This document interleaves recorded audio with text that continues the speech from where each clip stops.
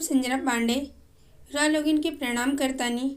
हमार चैनल भोजपुरी लोकगीत संग्रह में रा लोगिन के स्वागत बा। हमार गीत अच्छा लगे तो हमार चैनल के रा लोगिन लाइक करी, सब्सक्राइब करी और अधिक से अधिक शेयर करी ताकि हम कोनो भी वीडियो डाली तो सबसे पहले नोटिफिकेशन रा लोगिन के मिले। अब रा लोगिन हमार गीत सुनी, कमेंट करके बताएं कि गीत कैसा लगे। छूटल लीलर पर पसीना है लाल काहे, छूटल लीलर पर पसीना, छूटल लीलर पर पसीना है लाल काहे, छूटल लीलर पर पसीना। शरद के प्रभात रहे नाही दोपहरिया, शरद के प्रभात रहे नाही दोपहरिया, नाही रहे जेठ के महीना है लाल काहे, छूटल लीलर पर पसीना। नाही रहे जेठ के महीना है लाल काहे, छूटल लीलर पर पसीना।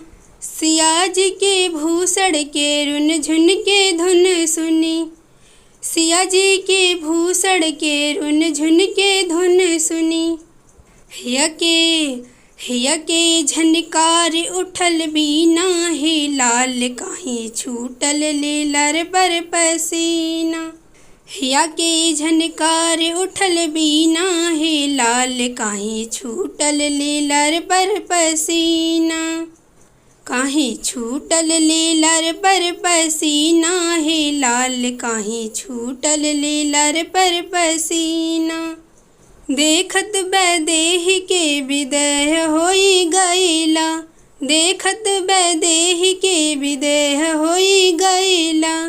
सियाजी के प्रेम के अधीना है लाल काहे, छूटल लीलर पर पसीना।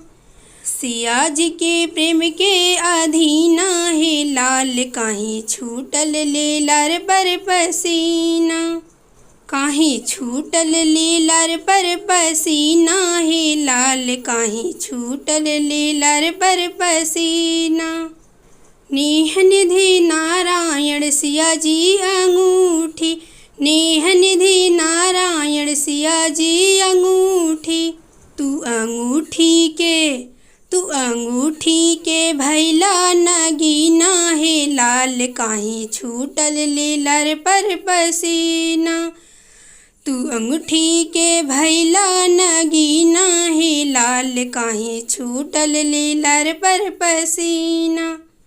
काहे छूटल लीलर पर पसीना है लाल काहे, छूटल लीलर पर पसीना।